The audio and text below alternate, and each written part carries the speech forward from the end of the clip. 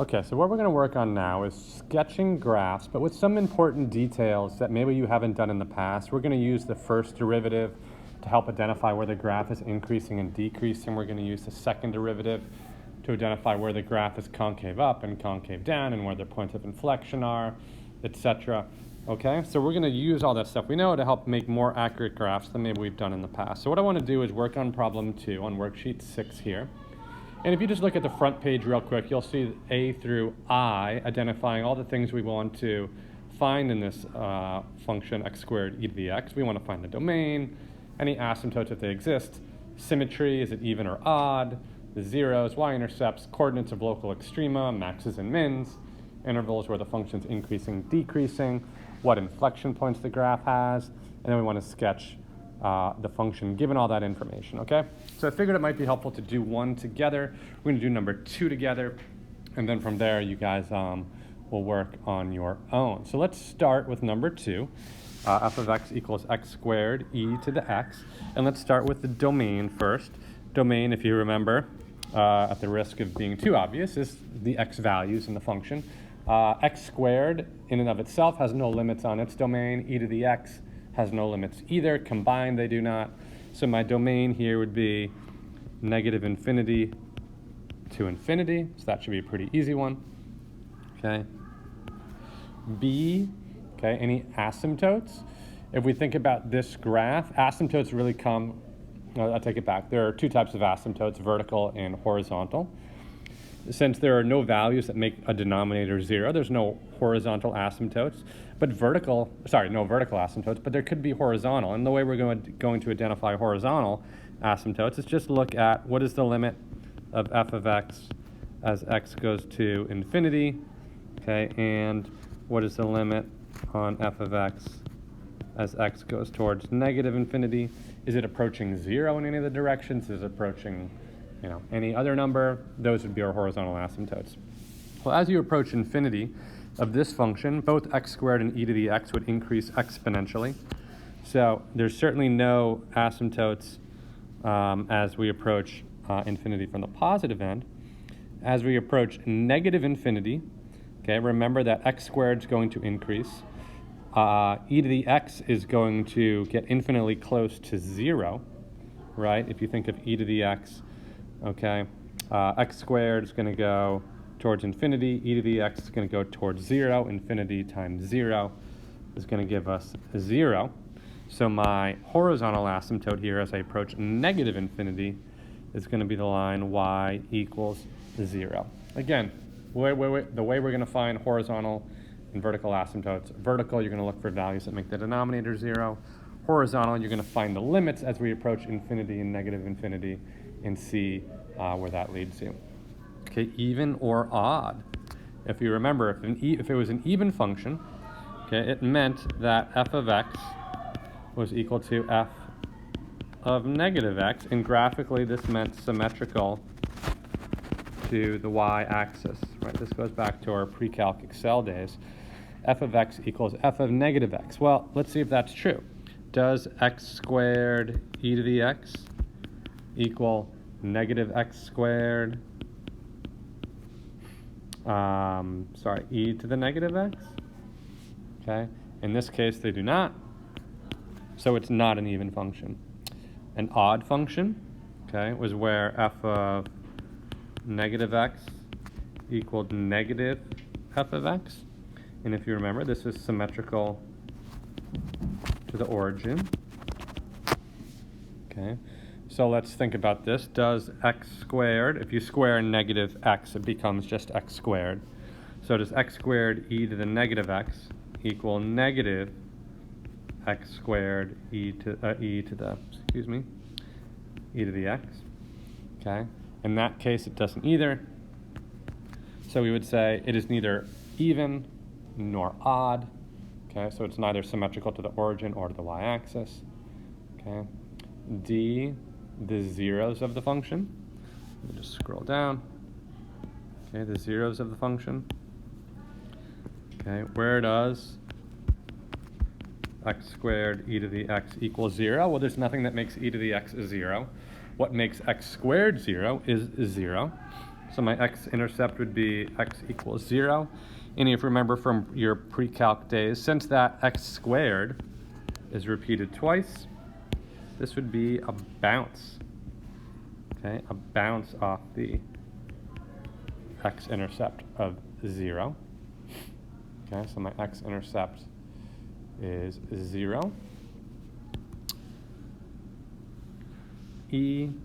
My y-intercept, my y-intercept, if you just plug in 0 for x, you get 0 for y, right? And so my y-intercept is 0, 0. Okay, let's keep going down. Okay, now we get to the interesting parts. Coordinates of the local extrema.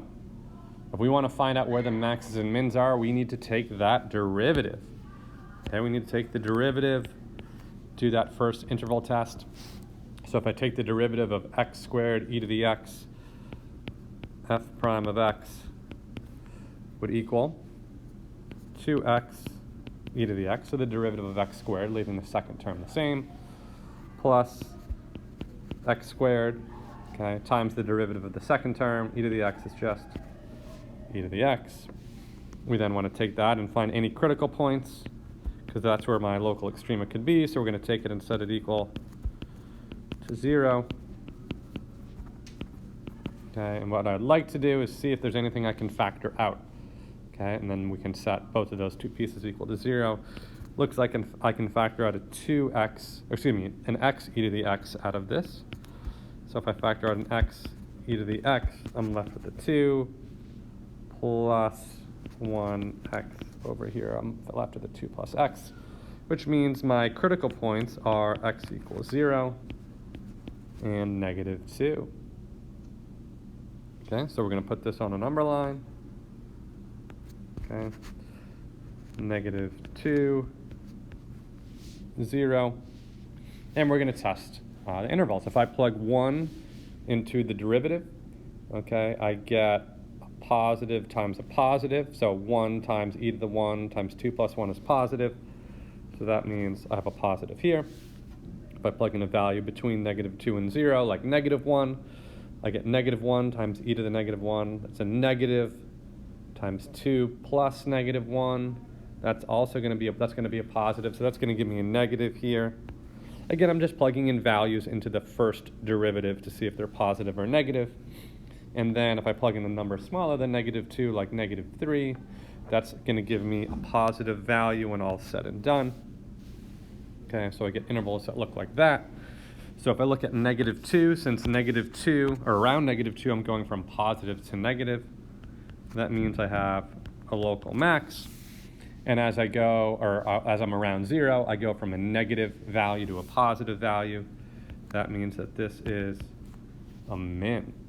Okay, so to find those values, this is where the calculator is going to be helpful. Okay, what is f of -2? What is f of 0? F of -2. Okay, we're going to plug -2 into my original function. -2 times -2 is 4. E to the -2 is e squared if we move it to the denominator, so 4 over e squared. You can grab your calculator for this. This is approximately, we're going to truncate to 3 decimals, 0.541. Okay. F of 0, if I plug 0 into the original function, I get 0. Okay, and again, remember this 0.541 is a local max. This 0, 0 is a local min. Okay, so be very careful with these. If I'm going too fast, or if you need to go back at all, hit pause, catch up, repeat anything I might have said, or go back and rewind. Okay, but these are all important things we're going to need to find. The local maxes and mins, and then those actual points of those local maxes and mins. Okay, so part G asks us for where is the function increasing or decreasing? Part G. Well, it's going to be increasing and decreasing where the first derivative is positive and negative. So where's that first derivative positive? Well, it's very nice that we've already done this interval test for it. So where it's increasing, it's going to be increasing from -infinity to -2 and from 0 to infinity. Again, I'm just using that first interval test I did and figuring out where I have those plus signs. That tells me the original function's increasing. And then where is it decreasing? Again, that's going to be where that first derivative test values gave me negatives. That's between -2 and 0. Okay, so we're almost there. I know it's a lot, but what else I need to do is now find the second derivative. Okay, because the second derivative is going to help me with points of inflection. So we're going to take the derivative of 2x e to the x plus x squared e to the x, and maybe I'll write this out. Here's my first derivative, f prime of x equals 2x e to the x plus x squared e to the x. We want to take the derivative of this. We have two product rules, right? Product rule for this term and product rule for this term. So it's going to be a little bit of a messy second derivative, but we can go ahead and do it. So f double prime of x is going to equal 2 e to the x plus 2x e to the x. So that's the product rule for the first term, plus 2x e to the x plus x squared e to the x. So there's my second derivative. Now I want to know, again, where my points of inflection are, where this function's equal to 0. It kind of looks messy, but I think you'll see it's not too bad. If we first set it equal to 0 and then factor out what we can factor out, I can factor out an e to the x from every term. So that gives me e to the x, and what I have left is 2 plus 2x plus 2x plus x squared, which if I simplify the inside is e to the x times x squared plus 4x plus 2. Okay, there's nothing that makes e to the x 0, so the only thing I need to worry about is what makes this quadratic 0. Now you can use your the quadratic formula, or if you'd like, you can use your calculator. Okay, you need your calculator to solve that. And all I would do is graph it, and find the x-intercepts slash zeros, and those will tell you the solutions to this. Okay? So let's think about that for a second. I'll let you do that on the calculator. If you'd like to hit pause, okay? And what you'll find is the solutions to this. Okay, your two x-intercepts. X is approximately -3.414 and -0.586. Again, those are your points of inflection, or I shouldn't say the points of inflection yet. They are places where the second derivative is equal to 0. Okay, so if we find those actual values, or actually let's do on the number line first and figure out what's going on there. Are they going from concave up to concave down? You know, what have you. So -3.414 goes on the number line there, and -0.586. And we're going to plug in values on that interval, or on those intervals, and figure out where the second derivative is positive or negative. If I plug in a value like -4, and I plug it into the second derivative, you'll find you get a positive value for the second derivative. If you plug in a value in between -3.414 and -0.586, like -1, we should find you get a negative second derivative. And if you plug in a number like 0, okay, to the left of 0.586, you find you get a positive value. Okay? The actual values for these points of inflection, or actually, let's maybe go back a second. Since I'm going from positive to negative, this means I'm going from concave up to concave down. Here it means I'm going from concave down to concave up. Okay? And these actual points of inflection, if I take -3.414 and plug it into my original function, again, this is where you can use the calculator to help you figure this out. We get 0.384. Okay, and if I plug -0.586 into the calculator, I get 0.188. These, right, are my POIs, or points of inflection. Okay, it's where the graph is changing concavity. All right, so believe it or not, I am almost there, guys. It's been a lot. If you stuck with me this far, congrats. Let's now make a little graph. I'm gonna make my axes here. And let's just start with any known points that we have. We know we have a local min, I want to maybe do this in blue, at 0, 0. Okay. I also have a local max, okay, at negative 2.541. So again, I don't have any axes here or a grid, so you can kind of place it where you like. This point here is negative 2.541. I also had a point of inflection, okay, at negative 3.414. Let's call that negative 3.414, comma 0.384. Okay, I'm getting a little tight there. And then we had one at negative 0.586. I might write this off to the side, negative 0.586, comma 0.188, though it was my other point of inflection. Okay, so I have those points. If you remember, if we scroll back up, so let's start graphing this.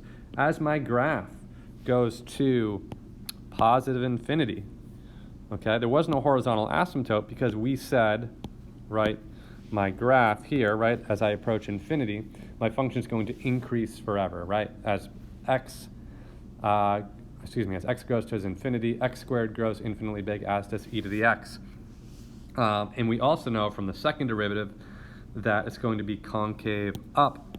Okay, I also can get this information from my first derivative test. Since my first derivative, okay, to the right of 0 is positive, and my second derivative is also positive, that means it's going to be increasing and concave up.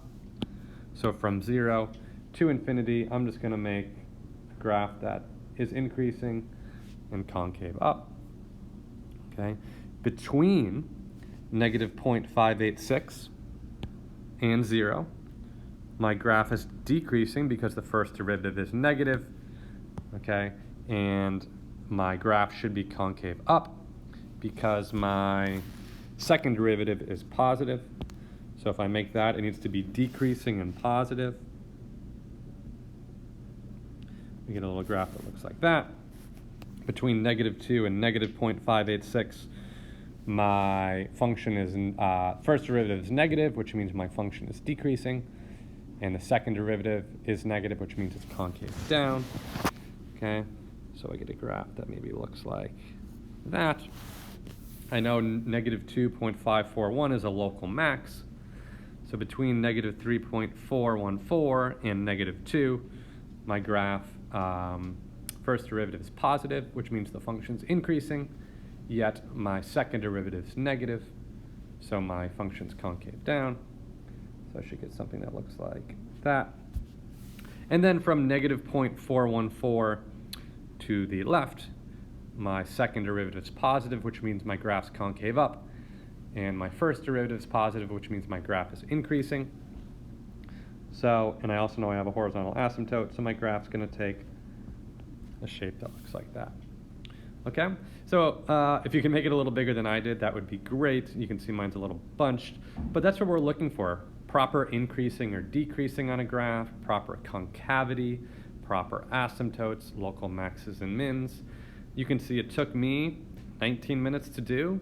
It's probably going to take you a while to do too. Be patient. If you only get through one today in class, or if you don't even get through one, that's okay.